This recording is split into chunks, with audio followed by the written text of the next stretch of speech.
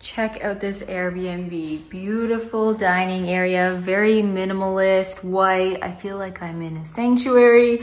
Very basic dining table, a nice clean white kitchen, just the very basic necessities. What the hell is that doing here?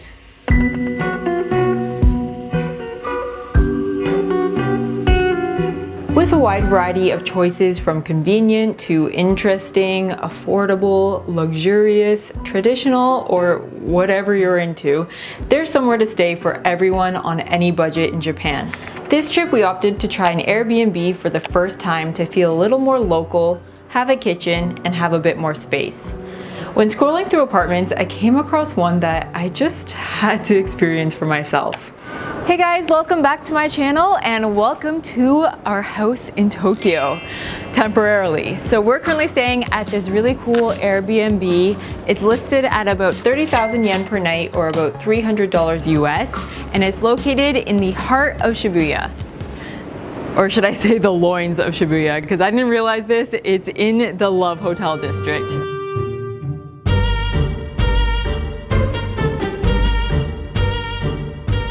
What's this? They have costumes and shampoo. They wash your hair? No, you can rent all that stuff. Oh, you can rent shampoo. Yeah. So you can choose the same one that you use at home so people won't know you're cheating. Yeah. So you can choose the same brand. That's why they have so many. So like the guy doesn't come home and it's like, you smell different than usual. You've got all these different love hotels. There's a really famous nightclub called Womb. And then you've got us in our giant egg, just minding our business. Or it could look like a grain of rice or a spaceship. It's up to you. I think it's an egg though. I want it to be an egg because Japanese eggs are the best eggs in the world. It's actually the first thing I ate. It's always the first thing I eat when I come here. When we arrived here at 11:30 p.m., I had an egg in me by like 12 p.m. last night. So anyways, this is our giant egg. It is an architectural masterpiece. Let me take you inside.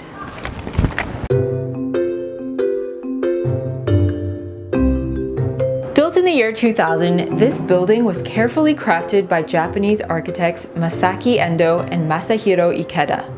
It won a Good Design Award in 2004, and photos of this home are on display in the Pompidou, making it very renowned for its design. As soon as you come in through the door, we've got an area for slippers and a place to put your shoes. They've left some umbrellas there for us to use. This home features this giant metal staircase that runs from the basement floor to the top 4th floor with this giant skylight at the top to light your way into something fun or something of your nightmares, depending on how you look at it. I don't feel sturdy. What is this house?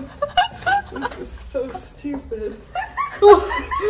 Why is there a toilet there? Let me start with the downstairs. So Japanese homes are really interesting because they're always very high vertically instead of long horizontally. So everything is sort of stacked on each other, and they're usually around 4 floors, including the basement. And a lot of Japanese bedrooms are actually located in the basement, which makes perfect sense because it's a lot darker there and maybe even cooler. A lot of people like to sleep with cooler air. I do anyways. I don't know, that's what I'm thinking, but to me it makes perfect sense. So this home actually has 2 bedrooms, one at the very top and one at the basement.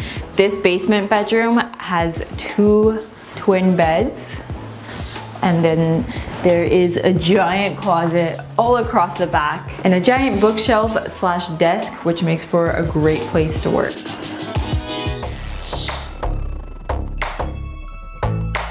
All right, let's go up.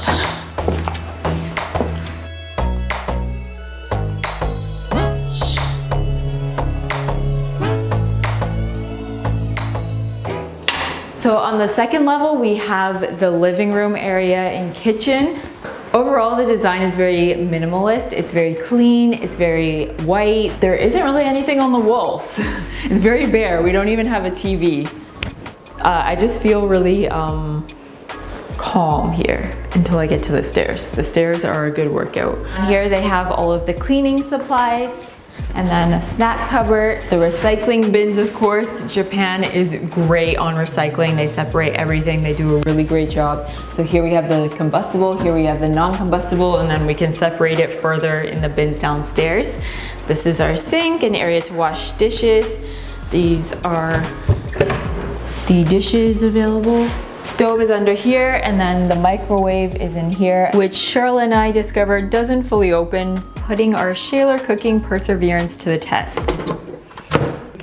What? Is it pushing a bit back? Who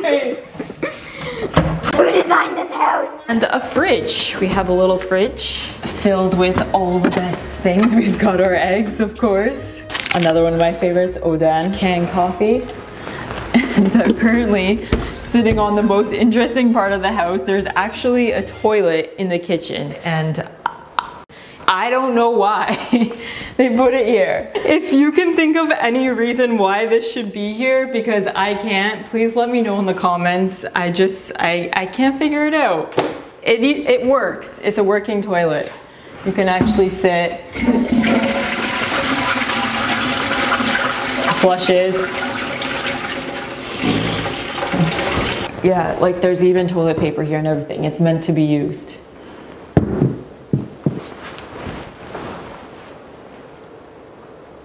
I wonder how I didn't catch this when I was going through the photos and booking the house. I guess I now know not to skim through the photos quickly because there may be hidden details that get overlooked. I also wondered if the home was designed like this on purpose, if the toilet's intention was set from the very beginning. Thankfully, my curiosity was answered because there was a book made on this house featuring the whole process from the fascinating designs to the building of the home. And yes, it was always in the plan to be here. I was also grateful to discover that there is a small toilet near the entry that does contain walls. There's two ways to get to the top level. One is a ladder and one is a staircase. The staircase may look like the safer choice, but that's not always the case. This little railing saved my life because I slipped while carrying a load of laundry and would have fallen to my death Sparta style had this not have been here.